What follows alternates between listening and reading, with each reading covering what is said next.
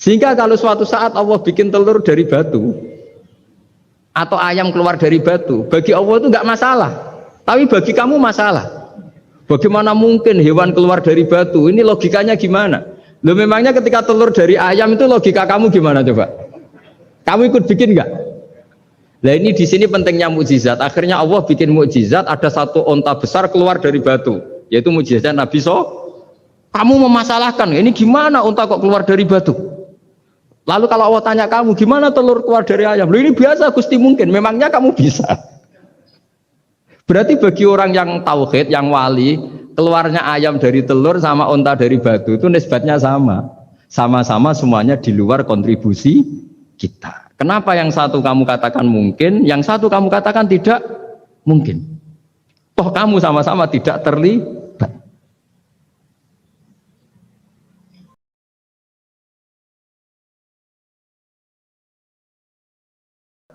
Jadi agama ini datang dengan keceriaan berpikir.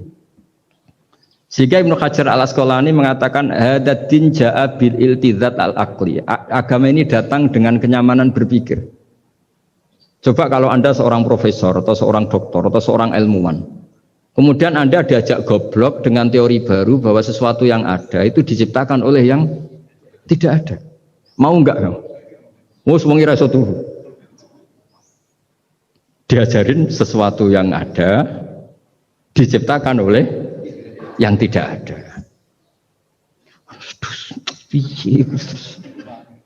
Gak keren lagi. Gak boleh sudah. Jadi tauhid itu. Nah, kemudian lahir ulama-ulama baru yang cara ngarang sama. Ini kitab yang dulu saya ngaji sama Syekhina Kiai Maimun Zubair Mbah Mun. Itu kemudian ulama-ulama baru, kata Yai Mbah Mun itu juga bapak saya sering pesen, orang itu harus tahu zaman. Menerangkan tauhid itu kalau ulama dulu itu dimulai dari kalimat yang mungkin yang ngaji saja bingung. Al-alam mutawir, wa kullu mutawir hadis la budda mim muhdis. Itu sampean dengar mesti anggap jimat itu apa itu doa apa gitu. Doa jalbur rizki apa gitu. Padahal itu logika. Tapi terus ulama-ulama modern itu ngarang seperti ini ada gambar. Ini kitab yang saya dulu ngaji sama itu digambar seperti ini. Maksudnya digambar seperti ini gini, penjelasannya gampang. Sampean kalau gambar seruat apapun, misalnya gambar gedung tingkat 5 atau gambar gunung atau gambar apa saja, mbok seruat apapun gambar itu dimulai dari satu titik. Tadi hadhil awalim kulluha, bahwa alam semua ini dimulai dari nuqtatil wujud, ada titik wujud. Dan karena ini wujud penyebab harus bersifat awal, makanya Allah itu selain wujud harus bersifat al-awwal, kalau bahasa pondok al-qadim. Karena tidak mungkin yang menciptakan kemudian kalah dulu dengan yang diciptakan. Begitu juga Imam Al-Amudi. Imam Al-Amudi itu jadi wali itu karena dia ahli matematika. Sampai muridnya itu iskal, ini guru saya masuk surga enggak? Kalau ngajar itu senangnya ngajar matematika. Beliau ahli usul fikih, ahli fikih, tapi senangnya ngajar matematika. Sampai muridnya sanksi, ini masuk surga enggak ya? Walhasil dalam cerita keramat beliau, sama ndak usah terus saya tidak percaya, kamu tidak wali, kok tidak percaya gimana? Ribet sekarang gitu. Orang kalau nggak nekuni sesuatu terus nggak percaya, ribet kan? Itu beliau masuk surga itu dijamin dapat surga itu karena ngajar matematika. Tapi di hati beliau hanya satu. Matematika adalah satu ilmu yang dimulai dari angka 1. 0, itu tetap dimulai dari 1. Nggak bisa. Akhirnya beliau cerita, angka 2 atau 3 nisbatul wahid wal isnaini ila mi'ah wa ila ma la nihayatallah, semuanya sama, nisbatul far'i ilal asli, kata beliau. Mbok angka 2, 3, 1000 sampai 1 miliar itu perbandingannya dengan angka 1 apa hubungannya? Al-far'i ma'al asli, yaitu angka 2, 3 adalah cabang dari angka 1. Jadi alam raya sebanyak apapun, ada galaksi, ada Mars, ada apa saja, tetap dimulai dari wujud yang 1, yaitu wujudnya Allah Subhanahu wa ta'ala. Jadi beliau menjadikan matematika sebagai alat perangkat untuk tahu tauhid, bahwa alam raya ini dimulai dari al-wujudul wahid, wujud yang 1. Makanya kul huwallahu ahad, Allahus somad, lam yalid walam yulad, dan seterusnya. Nah, makanya ketika orang menyoal hukum adat yang menipu kita, adat itu sunnatullah yang kita lihat. Itu Quran mesti mengembalikan wahwaladzi yabda'ul khalqa tsumma yu'idu wa huwa ahwanu alaih. Sebagian di surat Yasin diterangkan ansha'aha awwala marrah. Ketika kita lama sekali, namanya manusia itu lahir dari seorang bapak dan ibu, ini lama sekali. Yang namanya telur itu lama sekali lahir dari ayam, keluar dari ayam. Yang namanya pohon besar itu mesti dari biji yang kecil. Karena lama itu terjadi seakan-akan kita ngomong, kita berkeyakinan tahu-tahu ada pohon besar itu mukhal. Tahu-tahu ada manusia ini mukhal. Makanya ketika ada figur yang bernama Isa bin Maryam, itu orang kafir Yahudi itu menolak. Bagaimana mungkin ada manusia tanpa bapak? Oke, itu menyalahi prosedur lazim, protap lazim. Tapi kata Allah gimana? Inna masalah Isa indawahi kamasali Adam. Kalau Isa mokhal karena tanpa bapak, harusnya Adam lebih mokhal karena tanpa bapak, tanpa ibu. Jadi artinya apa? Allah tetap mengingatkan bahwa kudroh saya yang pertama itu menjadikan semuanya mungkin tanpa perangkat adat. Maka kitab ini yang saya baca ini, milik Sayyid Husain Afandi ini, itu menjelaskan bahwa hukum adat itu menipu. Saya ulang lagi, hukum adat itu menipu. Ketika ayam mengeluarkan telur, telur kemudian menjadi ayam lagi. Terus kita berdebat, telur sama ayam dulu mana? Menurut Anda milih mana? Milih apa? Telur. Kalau ini, yang kubu sebelah ini. Ayam apa telur? Telur. Ayam. Ayam lahir dari. Nah, pertanyaannya begini kalau menurut tauhid. Ketika lazim kalau telur itu nanti suatu saat jadi ayam, terus ayam kemudian lazim mengeluarkan telur. Ketika Anda mengatakan mungkin kontribusi Anda terhadap kemungkinan itu apa? Kan sama, Anda tidak ikut menciptakan. Wong tidak ikut menciptakan kok menvonis mungkin dan tidak mungkin. Kamu itu hanya saksi. Makanya pertanyaannya Allah, loh ketika itu kamu anggap mungkin, kontribusi Anda itu apa? Kan hanya melihat. Kamu sendiri tetap tidak mampu bikin telur, Anda juga tidak mampu bikin ayam. Artinya meskipun telur jadi ayam, ayam jadi telur sampai kiamat, tetap ada kontribusi kudrohnya Allah Subhanahu wa ta'ala. Bukan berarti berdiri sendiri, wong kamu yang bilang mungkin ya nyatanya enggak berkontribusi.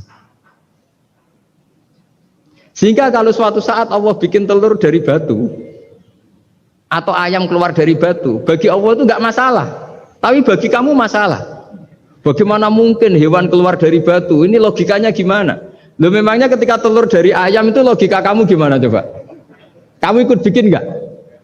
Nah ini di sini pentingnya mukjizat. Akhirnya Allah bikin mukjizat, ada satu onta besar keluar dari batu, yaitu mukjizat Nabi Kamu memasalahkan, ini gimana onta kok keluar dari batu? Lalu kalau Allah tanya kamu, gimana telur keluar dari ayam? Loh ini biasa Gusti mungkin, memangnya kamu bisa? Berarti bagi orang yang tauhid, yang wali, keluarnya ayam dari telur sama onta dari batu itu nisbatnya sama. Sama-sama semuanya di luar kontribusi kita. Kenapa yang satu kamu katakan mungkin, yang satu kamu katakan tidak mungkin? Toh kamu sama-sama tidak terlibat.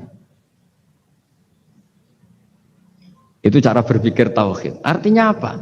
Orang-orang wali atau orang-orang alim meskipun melihat telur keluar dari ayam tiap hari tetap subhanallah, subhanallah, Allahu Akbar. Karena ini keajaiban. Tapi kamu kan enggak taunya ajaib itu yang aneh-aneh itu. Makanya banyak cari kiai aneh yang gondrong, yang enggak pernah mandi gara-gara kamu itu suka aneh itu gara-gara. Dong ini ya. Dong itu tahu ya. Jadi mbok sesering apapun alam raya ini ada siklusnya, biji jadi pohon, pohon kemudian mengeluarkan buah-buah ada biji, semuanya yang berkontribusi hanya kudrohnya Allah Ta'ala. Tidak mengikat Allah, Allah bisa bikin tanpa itu semua. Makanya Allah selalu memperbarui mukjizatnya, termasuk ada onta besar keluar dari batu, yaitu mukjizatnya Nabi Soleh. Kamu nggak boleh menyoal ini mukhal gimana? Karena itu nggak mungkin, ukuran nggak mungkin apa? Kamu nggak bisa bikin kan? Sama telur keluar dari ayam kamu bisa bikin. Sama-sama enggak. Nah di sini pentingnya ngaji ya. Makanya Allah ngendikan innallaha la yastahyi ayyadriba masalam ma ba'udatan fama fawqa. Allah itu tidak malu bikin contoh nyamuk. Karena nyamuk ini mukjizat yang besar. Sudah hewannya kecil, di situ ada ususnya. Ususnya ada uratnya. Coba kalau kamu bikin nyamuk itu. Kalau yang santri agak nakal itu ya ada alat kelaminnya, ada uratnya. Coba jenengan bayangkan nyamuk kecil kan? Itu ada uratnya enggak? Ada ususnya ada uratnya. Uratnya ada bakterinya. Pusing kan kamu? Jadi sebetulnya ayat Allah yang dasar itu bukan dinosaurus tapi nyamuk. Bikin uratnya dinosaurus masih gampang, hewannya besar paling uratnya segini. Itu pesan di Juwana bisa lah. Tapi kalau pesan organnya apa? Nyamuk. Perutnya seberapa, sudah gitu dia di dalamnya ada calon anaknya. Lebih kecil, banyak lagi jumlahnya coba. Nah ini agama ini datang dengan akal. Jadi kelihatan ada mukjizatnya Quran karena menyontohkan nyamuk. Dan kelihatan mukjizat kalau dijelaskan pakai logika. Yaitu kayak apa susahnya bikin nyamuk. Sudah kecil, ada organnya ada uratnya ada kumannya ada uratnya. Pusing enggak? Makanya tidak ada kampus yang siap memaklumatkan diri sanggup bikin nyamuk. Karena ya enggak sanggup tadi. Lah itu mukjizatnya Quran. Jadi agama ini ketika ulama-ulama ja'a bil iltizazil aqli. Agama ini datang dengan kenyamanan berpikir. Makanya kita nanti kalau mau mati itu yang seneng saja. Kita tidak tahu caranya hidup, tahu-tahu lahir, tahu-tahu hidup, tahu-tahu punya hutang, tahu-tahu banyak masalah, tidak tahu kita. Nanti kalau mati juga gitu, nggak ingin mati tahu-tahu mati. Nanti nggak tahu-tahu bangkit. Makanya sudah alaiha nahya wa alaiha namut wa biha nubasu insyaallah taala minal. Makanya kata Sidina Ali kalau ada orang susah hidup, kamu lahir keinginan kamu apa keinginan Allah ya? Keinginan Allah. Kamu mati, misalnya orang frustasi ingin mati ya tidak bisa mati. Kalau Allah tidak menghendaki ya tidak mati. Ya sudah, zaman kita hidup ya tidak bisa mengelola kehidupan ini ya sudah. Kalau mati juga tidak bisa mengelola kematian ini. Makanya terus kita diajarkan inna sholati wa nusuki wa mahyaya wa mamati lillahi rabbil alamin. Berhubung kita tidak tahu ya sudah hidup kita, mati kita semua di tangan Allah. Sudah kita pasrah saja. Senais jame mati aja, serasa pamit sudah mati aja, sudah gak ribet. Makanya wali-wali itu ya biasa ngelihat kematian itu, bukan karena yakin pasti masuk surga ya enggak. Kata wali-wali itu di dunia itu hanya Allah yang ngurusi kita ya Allah, nanti di akhirat ya sama. Itu tauhid ya. Jadi saya ulang lagi ya, jangan terjebak hukum adat. Karena dalam hukum adat itu sebenarnya Anda tidak aktor tapi hanya saksi. Yang namanya telur keluar dari ayam mengeluarkan telur. Tapi sebetulnya ini tidak mengikat. Allah bisa saja bikin hewan dari yang lain. Kayak tadi mengeluarkan untanya Nabi Soleh dari batu yang apa? Besar. Ya wah itu mokal, bagaimana mungkin? Nah memangnya ayam jadi telur, telur jadi ayam, Anda ikut berkontribusi kan enggak? Andai kan Anda menyaksikan kudrohnya Allah Ta'ala di semua kejadian, yaitu Allah bisa bikin nyamuk ada organnya ada uratnya. Dengan reputasi seperti ini maka kita akan mensifati Allah innahu ala kulli syai'in qadir, bahwa Allah bisa melakukan apa saja. Wa huwa ala kulli syai'in qadir, diulang-ulang. Sama Indonesia yang sekarang seperti ini, yang kata orang ada yang bilang terbelakang, ada yang bilang tertinggal dari Eropa. Mungkin dalam kudrat Allah untuk bikin Indonesia lebih makmur dari sekarang, bisa mengalahkan negara-negara yang lain. Jadi kalau kamu ingin, tapi Indonesia banyak masalah gini bagi Allah mudah saja menyelesaikan masalah. Tetap inna dzalika 'ala Allahi yasir. Kita harus optimis bahwa semuanya bagi Allah mudah. Tapi cara berpikir ya tadi dengan reputasi Allah bisa bikin nyamuk. Nah nyamuk sulitnya di mana ya tadi, sudah kecil punya organnya punya uratnya punya bakteri, bakterinya punya organnya bakteri, mungkin ada bakteri lagi. Pusing kan? Ya jangan enggak usah dipikir kalau pusing. Ya jadi terus yang terakhir saya mohon kalau baca Quran sebisa kita ada yang diangen-angen. Jadi Allah kalau mendorong kita mengakui eksistensinya Allah sering ngendikan yang mudah-mudah. Misalnya saya ini yang menciptakan kamu, saya yang menciptakan kamu. Falau la tusaddiqun, sudahlah, saya ini nahnu khalaqnakum. Saya ini pencipta kalian, Bu yao. Hubungan kamu itu dengan saya. Urusan kamu terdekat itu dengan saya, kata Allah, bukan dengan yang lain. Karena saya menciptakan kamu, kata Allah. Tapi kita ini aneh, jadi manusia itu aneh. Dengan zat yang menciptakan kita tidak punya urusan, dengan yang tidak terkait dengan kita punya urusan. Itu kan aneh. Dan Allah kalau menerangkan itu gampang. Terus bagi manusia yang kumo luhur, yang angkuh, seakan-akan bisa menentukan segalanya. Falaula in kuntum ghairu madinin tarji'unaha in kuntum shadiqin. Kalau kamu orang hebat, Bu ya, ketika nyawa kamu mau keluar tuh kamu tahan supaya kamu nggak jadi mati. Nggak keren kan orang hebat kok mati katanya. Kamu sombongnya kayak gitu, seakan-akan bisa ngatur dunia, menaklukkan dunia. Ternyata kamu mati. Harusnya nggak usah mati dong. Kata Allah, falaula in kuntum ghairu madinin tarji'unaha in kuntum shadiqin. Makanya falaula idza balaghatil khulqum wa antum khina idzin tangdur. Mbok ya orang-orang yang keren, yang merasa hebat, yang biasa ngatur dunia, mbok ya ketika mati itu jangan mau.